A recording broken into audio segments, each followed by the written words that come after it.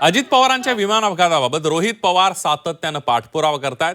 याच संदर्भात त्यांनी एक समाज माध्यमावर पोस्ट करून माहिती दिलेली आहे। काय म्हणतायत आपल्या पोस्टमध्ये रोहित पवार, एक नजर टाकूया।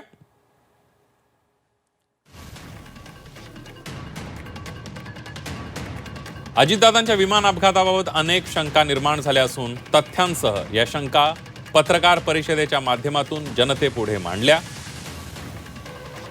याच विषयावर गृहमंत्री अमित शहा, नागरी उड्डाण मंत्री राम मोहन नायडू तसंच डीजीसीएची भेट घेण्याचा प्रयत्न केला, मात्र भेट होऊ शकली नाही। त्यामुळे प्रेझेंटेशनसह आमच्या सर्व शंका गृहमंत्री, नागरी उड्डाण मंत्री आणि डीजीसीए यांना ईमेल पाठवून या अपघाताबाबत सखोल आणि निष्पक्ष चौकशी करून वस्तुस्थिती जनतेसमोर आणण्याची विनंती केली, असं ट्विट रोहित पवारांनी केलंय।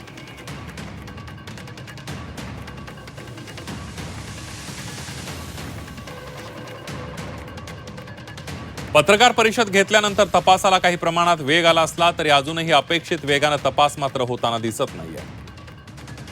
गृहमंत्री, नागरी उड्डाण मंत्री अधिवेशनामध्ये व्यस्त असल्यामुळे वेळ देता आला नसेल, मात्र डीजीसीएनं वेळ का दिला नाही हे समजलं नाही। यंत्रणांनी वेळ दिला नसला तरी सर्व माहिती यंत्रणांकडे पाठवली आहे। सत्तेत नसलो तरी आम्ही आमच्या पद्धतीनं पाठपुरावा करतच आहोत।